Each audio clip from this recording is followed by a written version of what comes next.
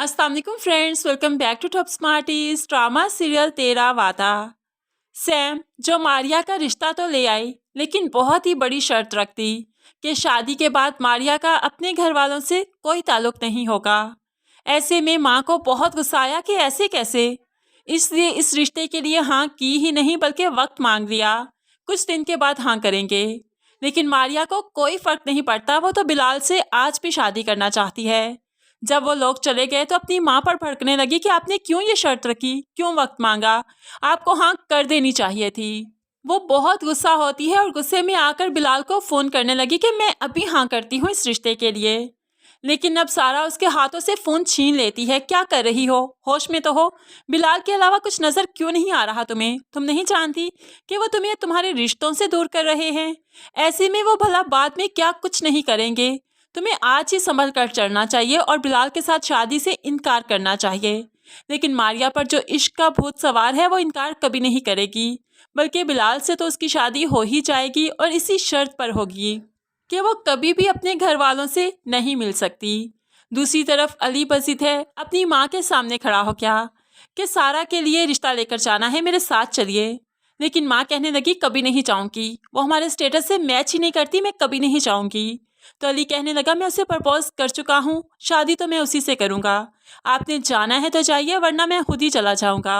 और आप जानती है ना, जब मैं अकेला ही जाकर रिश्ता कराया और फिर बारात भी अकेला ही ले गया, आपकी इज्जत खानदान में क्या रह जाएगी। लेकिन माँ को जो शहीर ने बुरी तरह से मना किया है कि अली का साथ नहीं देना, तो माँ इसीलिए ही पसीद है कि उसका साथ नहीं दे रही। कहने लगी जिस लड़की ने आज ही तुम्हें हमसे दूर कर दिया, कल को वो क्या कुछ नहीं करेगी। इसलिए मैं तुम्हारे साथ नहीं जाऊंगी, भले तुम्हें जाना है तो जाओ या ना जाओ। अली तो अब रिश्ता लेकर जाएगा और उसने ठान ली है कि वो अकेला ही जाएगा। दूसरी तरफ सारा के घर में भी तो शहीर ने काफी प्रॉब्लम क्रिएट कर रखी है। आज मालिक मकान कुछ लोगों के साथ उनके घर आ जाता है। बहनें और माँ घर में अकेली थी, खौफ के मारे वो दरवाज़ा बंद कर देती हैं, तो वो बाहर खड़े हंगामा करने लगे। आप लोगों का सामान उठाकर बाहर फेंकना है, मुझे 2 महीने से किराया नहीं दिया और अब मैंने वार्निंग भी दी थी, अभी तक तुम लोगों ने घर चेंज नहीं किया। यहाँ पर सारा भी आ जाती है जो ऑफिस से आई।